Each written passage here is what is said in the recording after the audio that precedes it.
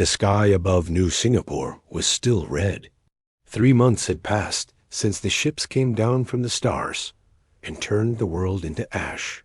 Commander Sarah Chun pressed her back against the broken concrete wall and listened. The Geiger counter on her belt clicked steadily. Not dangerous yet, but getting worse. Movement to the east, whispered Torres from his position by the window. Looks like scavengers again.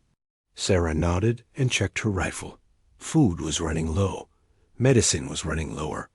The radiation pills were almost gone. She had 43. People depending on her decisions, and every choice felt like life or death. The attack had come without warning. Earth's governments had been in talks with the Galactic Council for 2 years. The aliens seemed reasonable. They spoke of peace and cooperation. They offered technology and knowledge. Earth's leaders thought they were making friends. They were. Wrong. Sarah remembered the morning it happened. She had been drinking coffee in her apartment when the emergency broadcast started. The news anchors looked confused at first, then scared. Then the screens went black. The council ships hung in. Earth's orbit like metal moons. They fired once. Just once. But that single attack was enough. The weapons hit every major city, every military base, every space facility. 8 billion people became ash in 6 hours. Sarah had survived because she was underground. The Singapore defense complex had been built to withstand nuclear war. It worked against alien weapons too, mostly. The base was gone now, but the bunkers remained. 43 people out of 6 million. That was what Singapore had become. Chun, you need to see this. The voice came from deeper in the ruins. Dr. Reeves had found something again. The old scientist never stopped looking through the wreckage. He said it helped him think. Sarah made her way through the twisted metal and broken glass. The Geiger counter clicked faster as she went deeper. Reeves stood in front of a damaged console, its screen flickering with static. I got the long range. Communications working, Reeves said. His hands shook as he adjusted the controls. There are other groups out there, survivors. The screen cleared. Voices came through the speakers. Russian voices from the Siberian bunkers. English from what remained of London. Mandarin from the Beijing underground. Spanish from the South American facilities. How many? Sarah asked. Best. Guess? 500,000, maybe less. Reeves wiped sweat from his forehead, scattered across 6 continents. All in the same situation we are. 500,000 from 8 billion. Sarah felt sick, but Reeves was not finished. There is something else, something the aliens do not know. He pulled up another screen. Remember the deep space missions? The ones that launched 30 years ago? Sarah nodded. Every school child knew about the exploration fleets. Humanity's first steps to the stars. Ships sent to map new worlds and look for resources. They are still out there, Reeves said. And they got our message.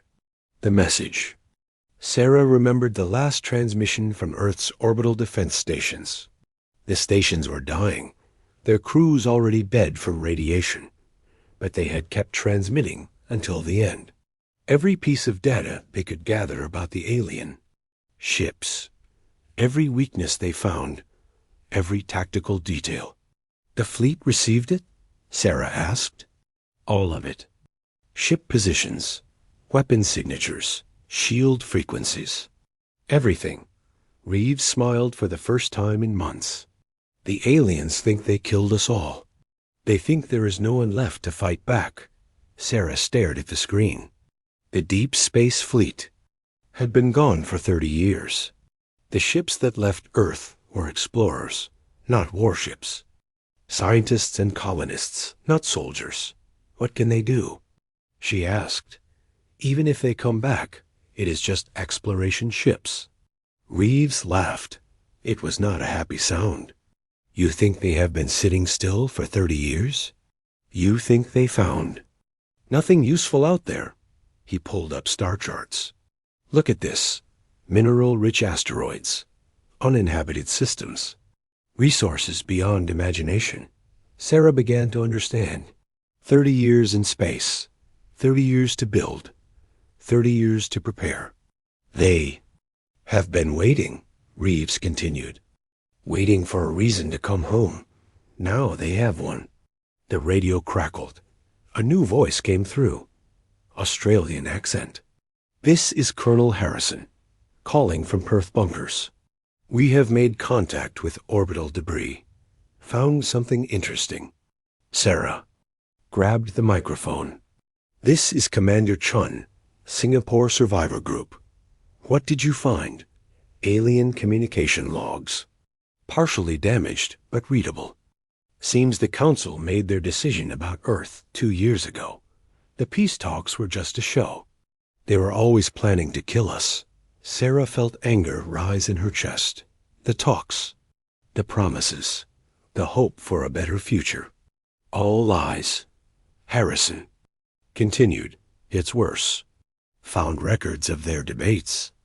They discussed enslaving us instead. Decided we were too dangerous, too violent, too unpredictable. How many aliens are in the Council? Sarah asked. 47 species. But only 12 voted for Earth's destruction. The others just went along with it. Sarah thought about that. 47 alien civilizations. Billions of beings across the galaxy. And they had decided that humanity was too dangerous to live. There is more, Harrison said. The logs mention other species. Races that got the same treatment we did. The Council has done this before. The radio went quiet. Sarah looked around. At her people. They were listening. All of them. Their faces showed the same mixture of grief and rage that she felt. Torres spoke first. So what do we do? Sarah checked her watch. The radiation storm would hit in 6 hours. They needed to be underground by then.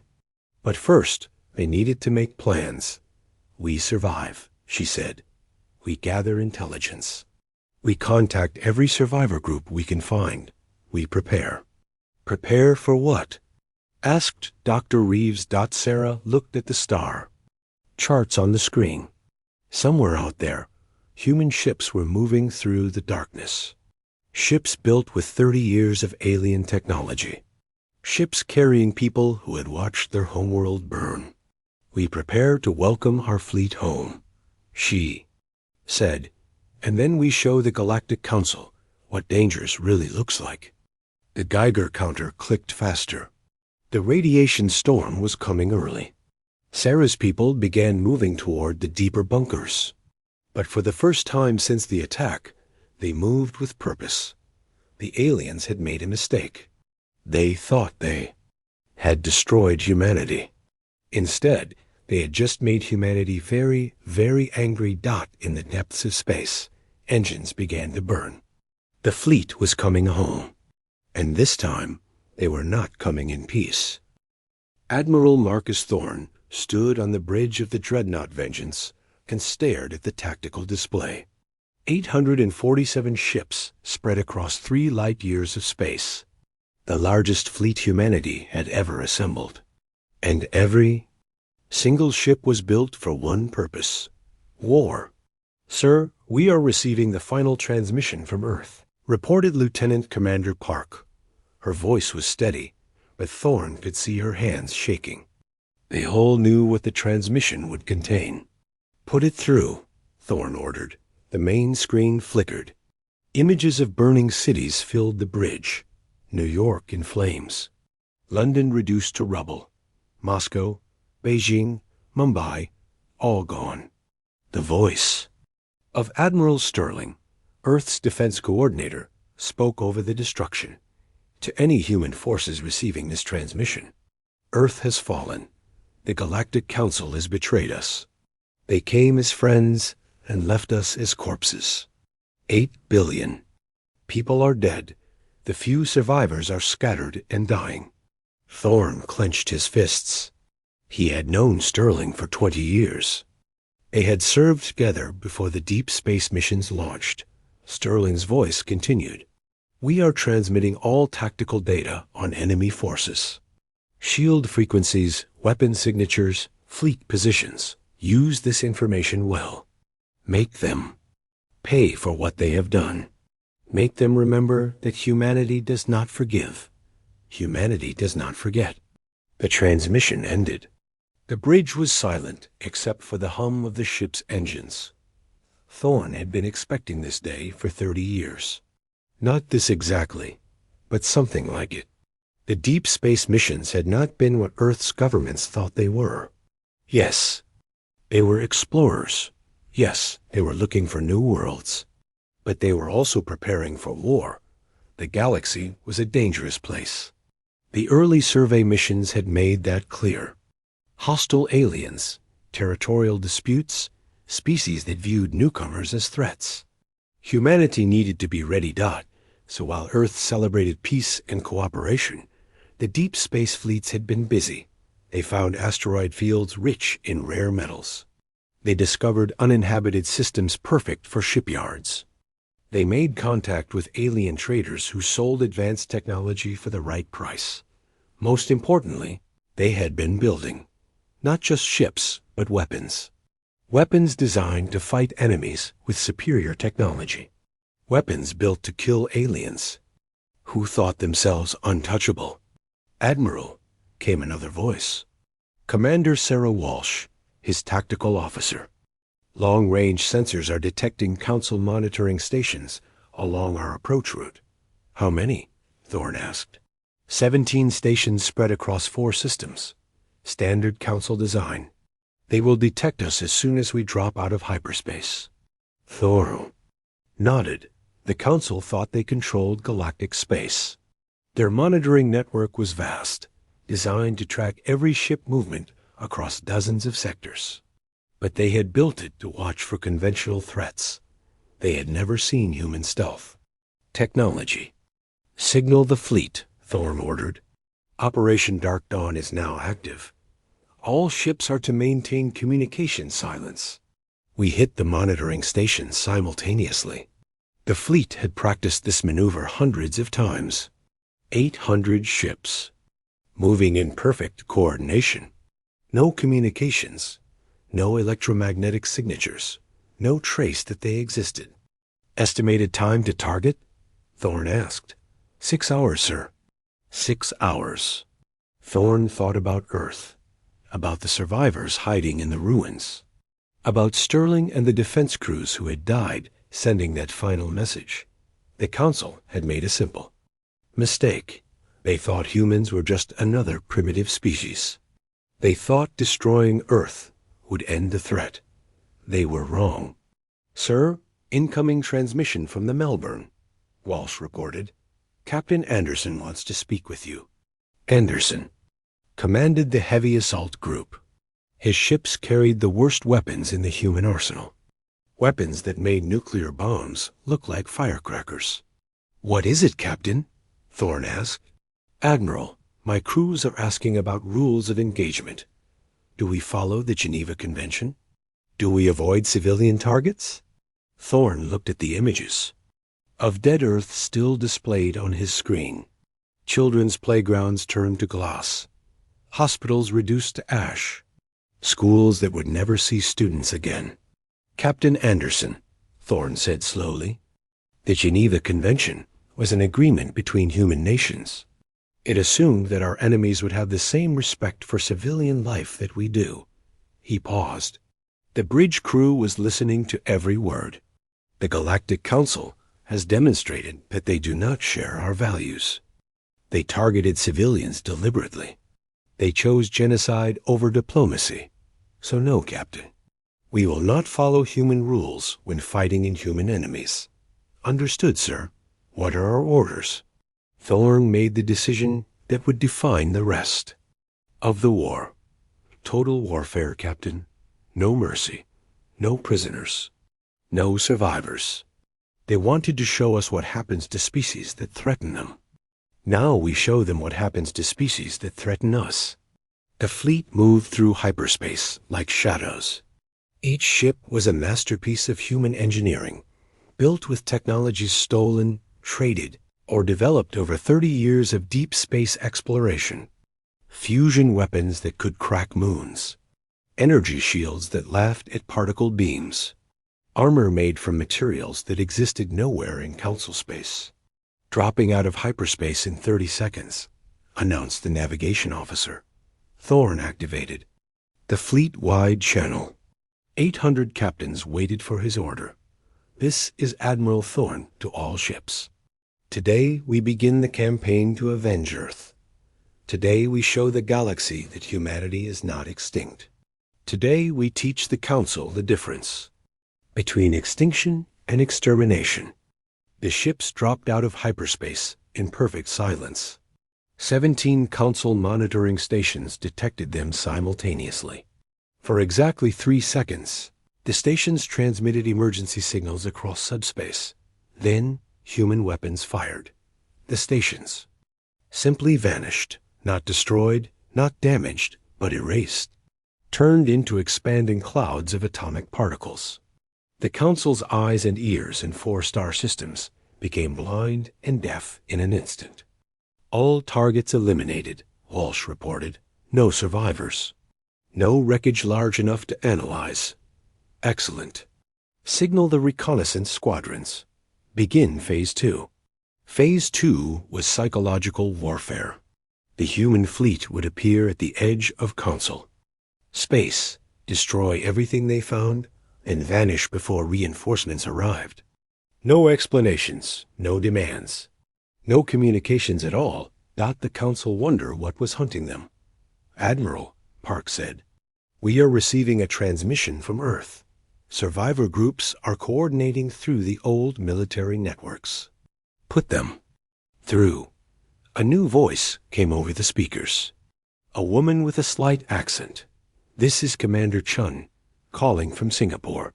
To any human fleet commanders receiving this transmission. Thorn recognized the name. Chun had been mentioned in Sterling's final report. One of the survivor group leaders. We know you are out there, Chun continued. We know you received our data. We want you to know that we are still fighting. We are gathering intelligence on Council operations. We are preparing for your return. Chun paused. When she spoke again, her voice was harder. We also want you to know that we have made our decision. The survivors of Earth vote for total war. No negotiations, no ceasefires, no mercy. The Council chose to make this a war of extinction. We accept their choice. Thorn smiled grimly. The survivors understood. This was not about conquest or territory. This was about justice. Admiral, Walsh said, the first Council patrol is responding. To our attack? 3 ships, standard configuration. Let them come, Thorn said. Time to introduce the Council to human hospitality. The patrol ships appeared on long-range sensors. Standard Council design, built for police actions against primitive species. They had never fought an enemy with weapons designed specifically to kill them. The human ships fired from maximum range. The Council patrol vanished instantly, just like the monitoring stations. Signal the fleet, Thorn ordered. All ships advance to the next target. Operation Vengeance has begun. Behind them, the last traces of the Council patrol drifted as radioactive dust. Ahead lay Council space, with its billions of alien civilians who had never questioned their government's decision to commit genocide. They were about to learn the price of that choice. Speaker Zarthik of the Galactic Council stood before the great assembly hall and tried to understand the reports flooding in from the outer systems. 17 monitoring stations had simply vanished. 3 patrol fleets had gone silent. An entire colony world reported seeing unknown ships in their system before all communications cut off. Impossible, Zarthik muttered, his scaled hands gripping the speaking podium. The human infestation was eliminated. I oversaw the sterilization myself. The assembly hall buzzed with worried voices from 47 different species. Representatives whispered in dozens of languages, but the fear was universal. Something was hunting them in the darkness between stars. Counselor Vex High of the Taurinian Republic stood to address the assembly. Her people were traders, always quick to sense danger. Speaker Zarthik, with respect, perhaps our intelligence was flawed. Perhaps some humans survived. Survived? Zarthik's voice boomed across the hall. We fired antimatter charges at every population center on their world. We tracked the orbital platforms as they burned. Nothing could have survived that bombardment. High Priest Morden of the Sacred Dominion rose from his seat. The ancient being moved slowly, his religious robes trailing behind him. Speaker, perhaps we should have chosen a different path. The prophecy spoke of a warrior race among the stars. Perhaps the humans were that race. Zarthik turned his attention to the priest. Prophecies? We acted on facts, not primitive superstition. The humans were developing too quickly. Their military technology was advancing too fast. They would have become a threat to galactic peace. So we murdered 8 billion beings based on what they might do? Asked Counselor Tavara of the Epsilon Collective. Her people were scholars, believers in knowledge over violence. Were we not acting as the very thing we sought to prevent? We acted to preserve order, Zarthik snapped. The human species showed every sign of becoming aggressive expansionists. Their own history proved it. Wars, conquests, genocides. They were violent by nature. Counselor Drex of the Hammer Worlds laughed bitterly. His people were warriors, and they understood war better than most. Violent by nature? Speaker, what do you call what we did to them? The hall erupted in arguments. Some species defended the decision to destroy Earth. Others questioned the wisdom of genocide. A few openly suggested that they had made a terrible mistake. Zarthik called for order. Enough! The human threat is ended. Whatever is attacking our outer systems cannot be related to the Earth's sterilization. Perhaps pirates or a new hostile species. Pirates with antimatter weapons? Asked Vexai. Pirates who can destroy monitoring stations faster than they can send distress signals. Pirates who leave no wreckage, no survivors, no evidence. Before Zarthik could answer, an aide rushed into the hall. The young Kethri looked terrified. Speaker, urgent message from the frontier. The Talaxis system is under attack. Details, Zarthik ordered. Unknown ships appeared without warning. They ignored all communication attempts. They destroyed the orbital defenses in minutes. The planet is being bombarded as we speak. The hall fell silent. Talaxis was not some remote outpost. It was a major world with billions of inhabitants. What do the attackers want? Asked Counselor Tavara. Surely they have made demands. The aide shook his head. No demands, Counselor. No communications at all. They just began firing. Zarthik felt cold fear creep up his spine. This was not normal warfare. This was something else entirely. Are there any survivors from the attacking fleet? He asked. No, sir. Our forces engaged them briefly before being destroyed. But we did get some sensor readings. The aide handed over a datapad. The ships are using unknown technology. Energy signatures do not match any known species. Zarthik studied the readings. The ships were massive, built for war rather than exploration. Their weapons were beyond anything in the Council's arsenal. Their shields absorbed particle beams without any effect. Speaker, the aide continued. There is something else.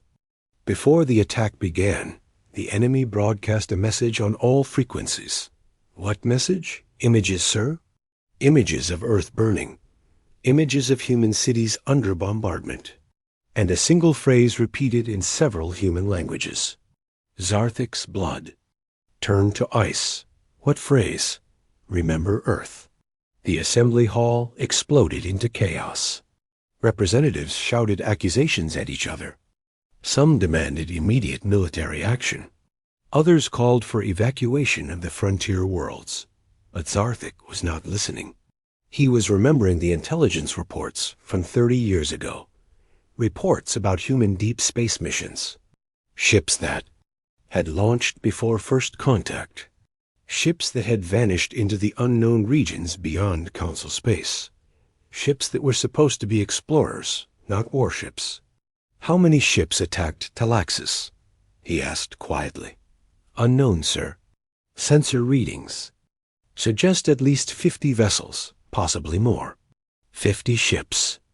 If the humans had been building for 30 years, if they had found resources in the deep void, if they had been preparing for war. Speaker called Counselor Drex. I think we need to consider the possibility that we did not kill all the humans.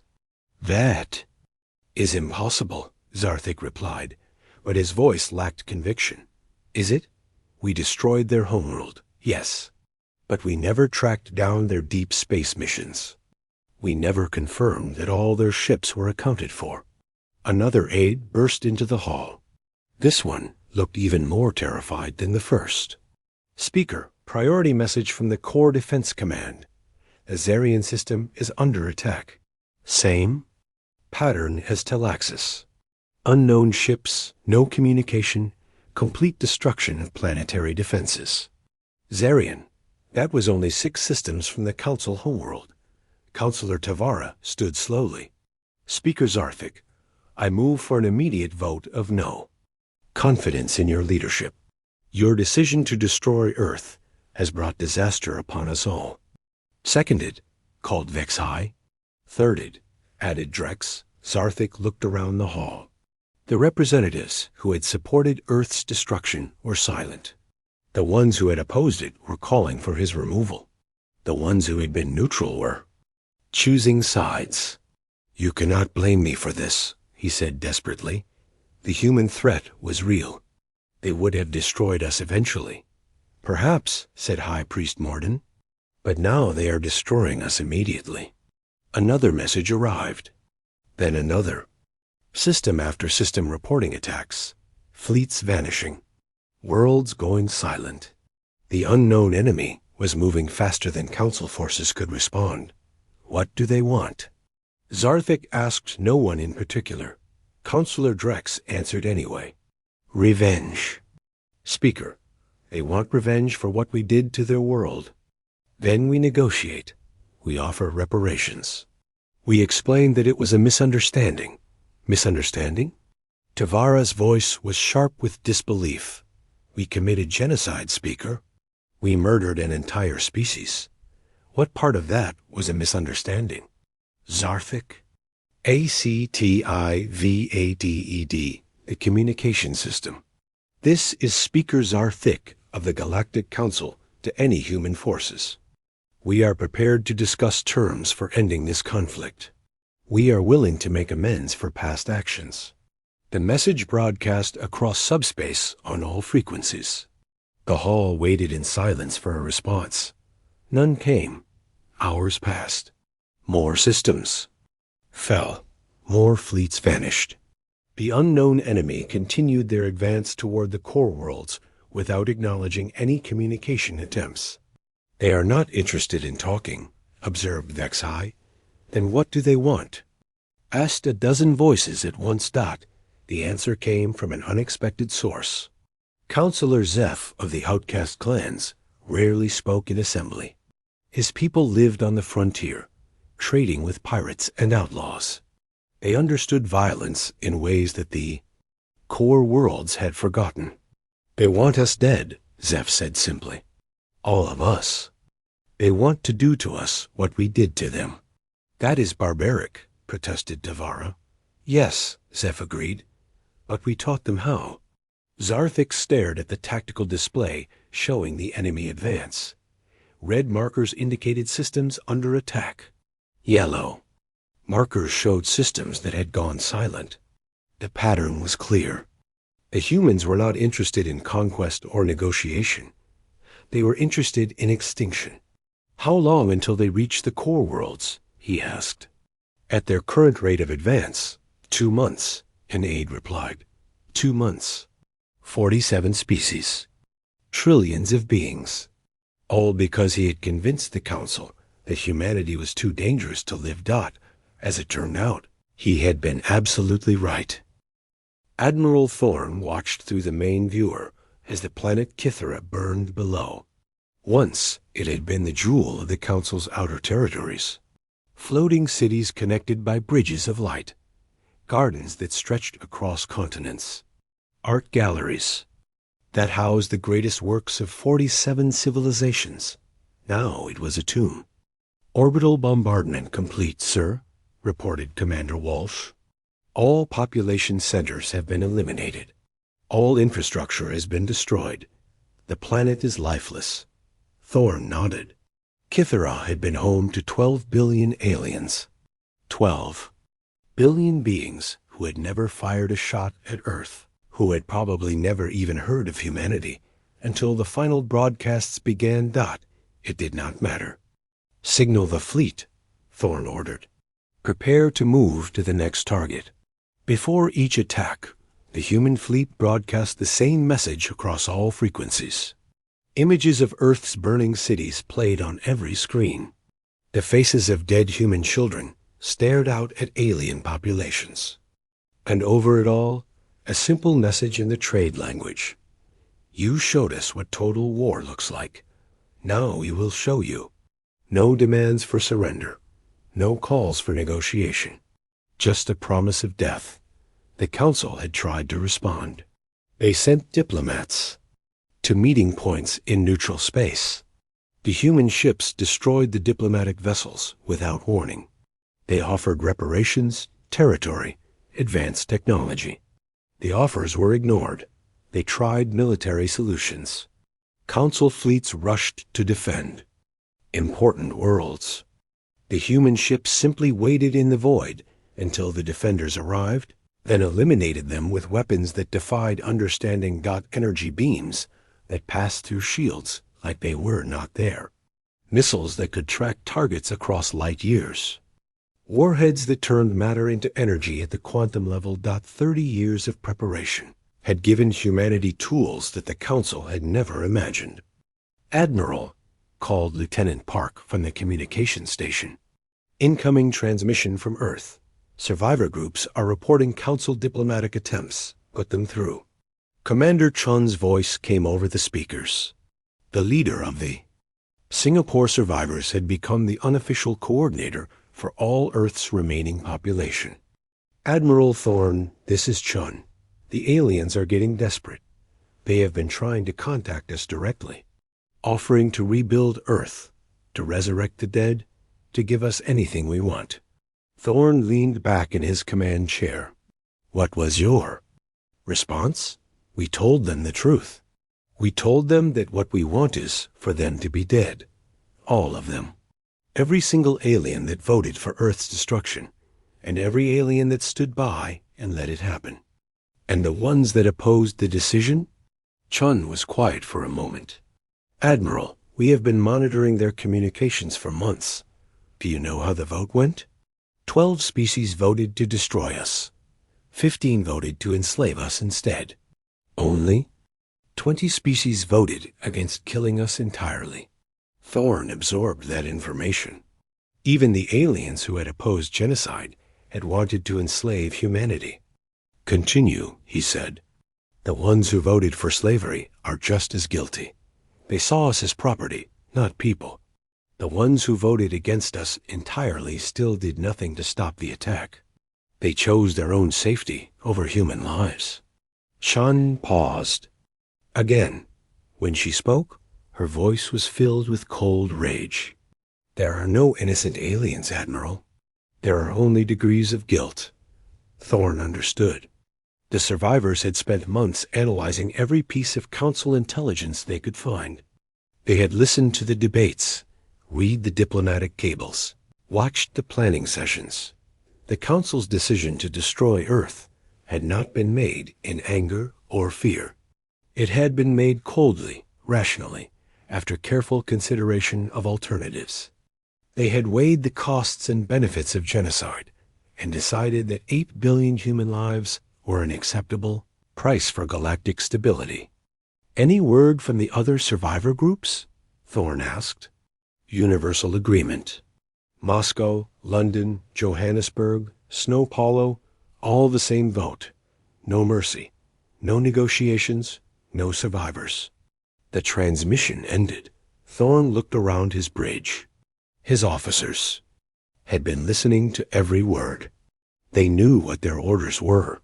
Commander Walsh set course for the Zeridian system. "Sir, that is a Council core world. 20 billion inhabitants. I am aware of the population figures, Commander." Walsh hesitated. "Admiral, intelligence reports indicate that the Zeridians were among the species that voted against Earth's destruction." Thorne pulled up the intelligence files on his personal screen. The Zeridians had indeed voted against killing humanity. They had argued for peaceful coexistence. They had warned that genocide would make the Council no better than the barbarians they claimed to oppose.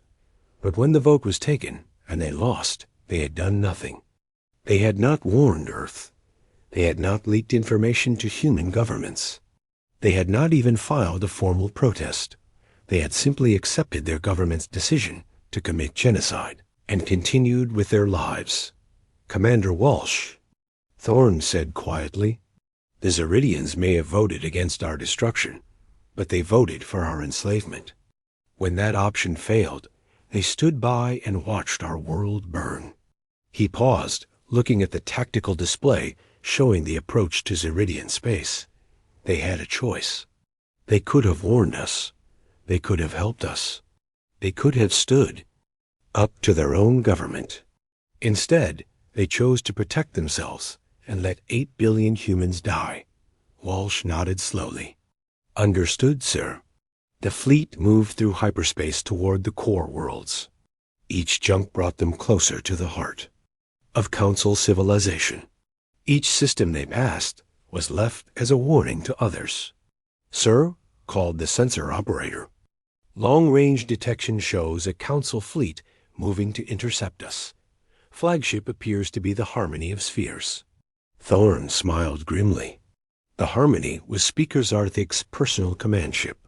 The architect of Earth's destruction was finally coming to face the consequences of his decision. "How many ships?" Thorne asked. 512 vessels, sir. The largest Council fleet on record.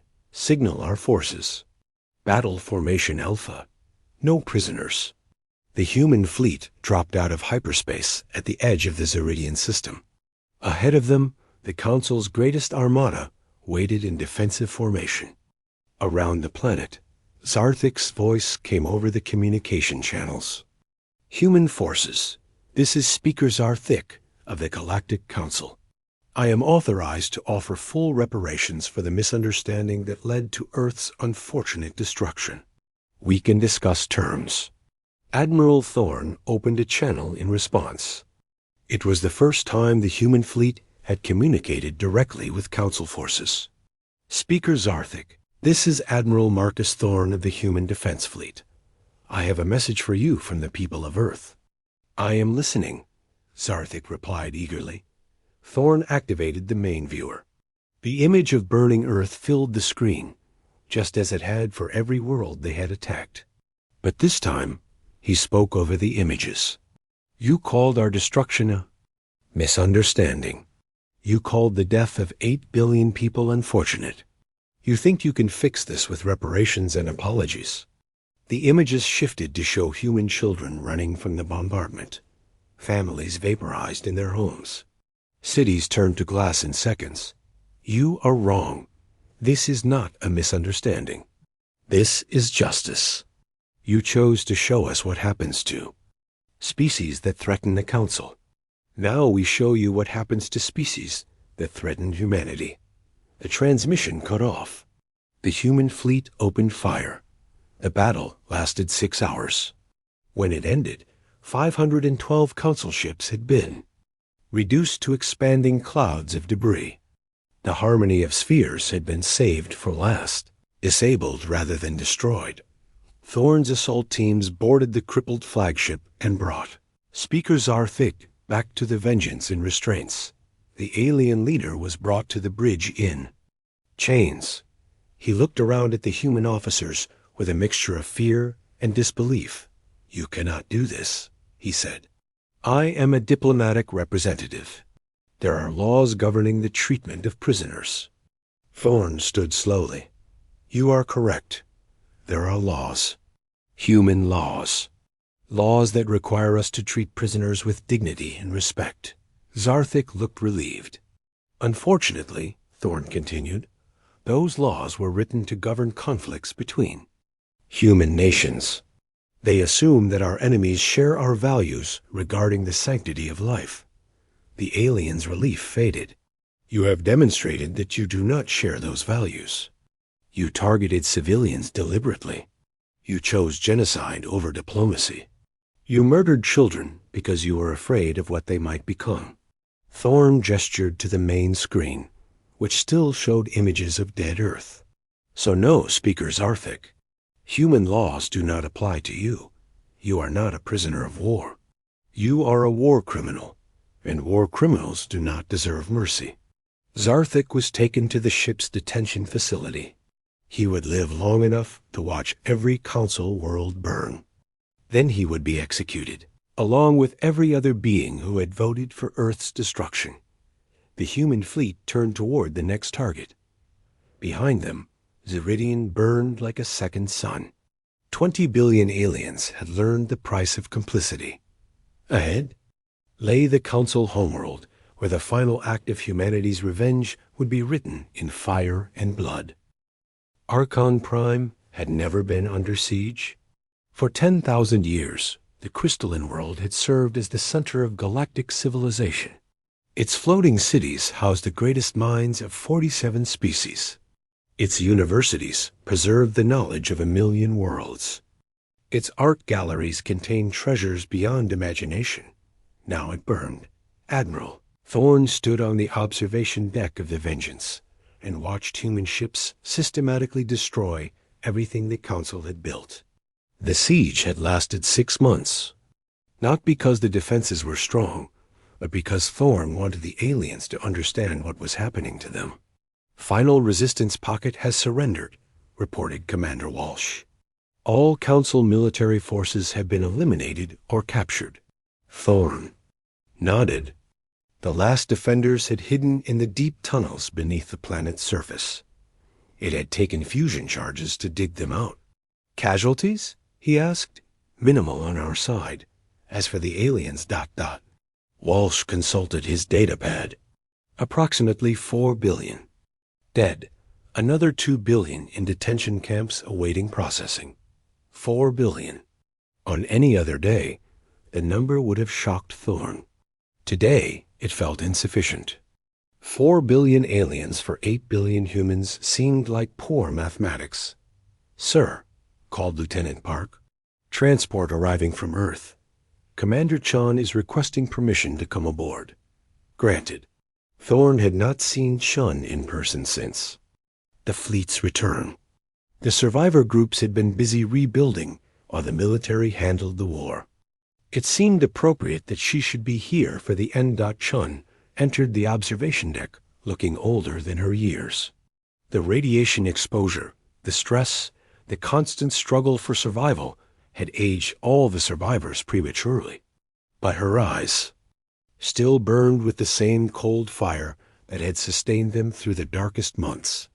"Admiral," she said simply. "Commander, how are the reconstruction efforts proceeding?" "Slowly. We have maybe 100,000 survivors left. Radiation sickness took many of the others." Chun joined him at the window.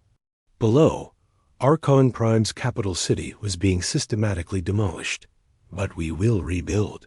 We have to." They watched in silence as human engineering teams placed charges in the Council's Grand Assembly Hall. The building where the decision to destroy Earth had been made would be the last structure to fall. "Any word from the outer territories?" Thorn asked. 17 species have requested terms for conditional surrender. 8 have offered complete submission. 3 are still fighting. And the rest? Dead or scattered. Your fleet was very thorough. Chun's tone was matter of fact. She felt no more emotion about the destruction of alien civilizations than she would about exterminating insects.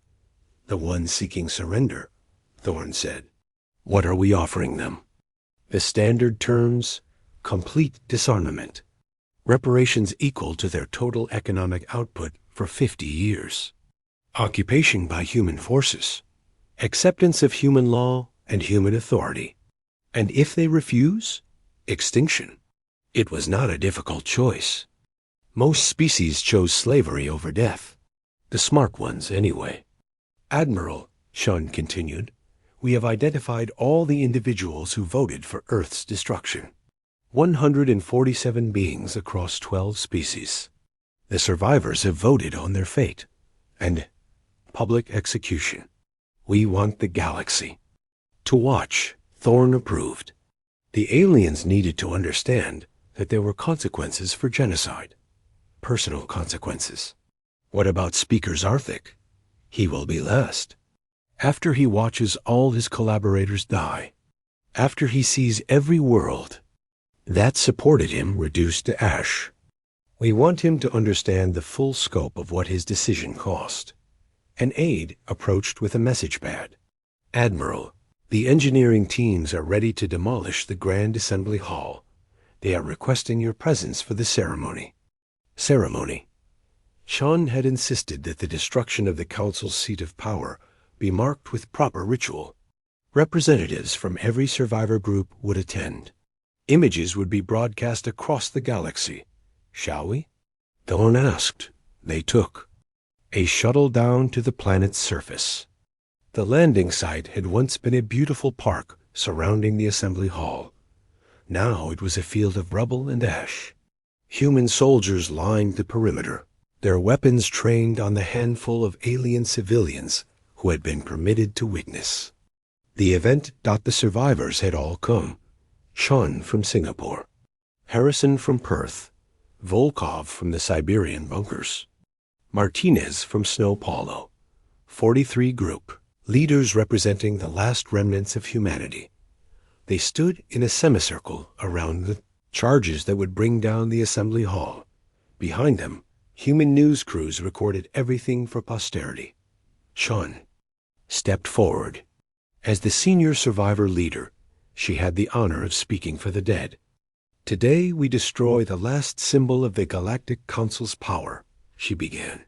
Her voice carried clearly in the thin air. This building was where they decided that humanity was too dangerous to live. This was where they planned our extinction. She paused, looking at the alien witnesses. They stood in chains, former council members who had begged for the privilege of survival. They were right about one thing. We are dangerous. We are dangerous to tyrants who think they can murder entire species without consequences. We are dangerous to civilizations that believe might makes right.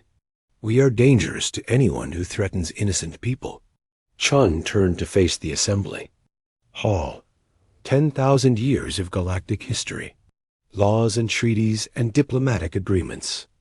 Art and culture and philosophy. All of it built on the bones of species that had been pacified by council forces. But we are also builders.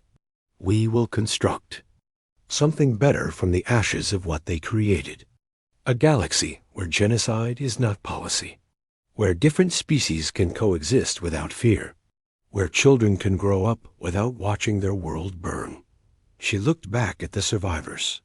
Every face showed the same mixture of grief and determination. We will never forget what they did to us. We will never forgive those who stood by and watched. But we will also never become what they were. We will be better. Chun activated the detonator. The assembly hall collapsed in a cloud of dust and debris. 10,000 years of council civilization ended in 30 seconds of carefully placed explosives. The alien witnesses wept. Some called out in their native languages. Probably prayers or curses. It did not matter. Their gods had not saved them. Their laws had not protected them. Their counsel was dust. What now? Asked Harrison. The Australian had lost his entire family in the bombardment. Like all the survivors, he had nothing left but the future they would build. Now we begin, Chun replied. We have a galaxy to govern. The human occupation forces had already begun the process. Alien worlds were being reorganized under human authority. New laws were being written. New institutions were being established. The surviving alien populations were learning that humans could be fair rulers as long as they remembered their place. Some species adapted quickly. The Taurinons had always been traders. They understood power dynamics and adjusted accordingly. Their worlds became models of human-alien cooperation. Others required more persuasion. The Xerian Empire had been built on conquest and domination. They struggled to accept their new status as a client species. Their worlds required heavy military presence and harsh discipline. A few chose extinction over submission. The sacred Dominion had declared holy war against humanity. Their fleets had fought to the last ship. Their worlds had been sterilized rather than occupied. They got their martyrdom, and humanity got peace. Admiral, called Walsh from the shuttle's communication system. Urgent message from the frontier. The Andorian Republic is requesting immediate assistance. Thorn frowned. The Andorians had been among the first to surrender. They had provided intelligence on Council defenses and helped coordinate the attack. On Archon Prime, what is the nature of their request? Refugee crisis, sir. They are reporting massive population movements from the former Council territories. Billions of displaced aliens seeking asylum. From where? The dead zone, sir. The systems we sterilized. Apparently, more aliens survived than we thought. They are fleeing to neutral space. Thorn considered this. Billions of refugee aliens, homeless and desperate. They would be angry, bitter, looking for someone to blame. They could become the nucleus of a resistance movement, or they could become a source of cheap labor for humanity's expansion. Signal Admiral Martinez, Thorn ordered. Have the Third Fleet establish refugee processing centers in the Andorian system. Standard procedure. Identification, classification, assignment to work details, or elimination facilities. Understood, sir. Chon had been listening to the exchange. You know some of them will try to fight back. Let them, Thorn replied. It will give us an excuse to finish what we started. The shuttle lifted off from Archon Prime's surface. Below, human construction crews were already beginning to clear the rubble. In 6 months, a new building would stand where the assembly hall had been. The human administrative center would govern the galaxy from this spot dot as they rose through the atmosphere. Chun looked back at the planet one last time. Do you think we are doing the right thing? Does it matter? Thorn asked. Right and wrong are human concepts. The aliens proved they do not understand them. That is not an answer. Thorn was quiet for a moment. The aliens made a choice when they destroyed Earth. They chose to live in a galaxy where genocide is acceptable policy. We are simply honoring their choice.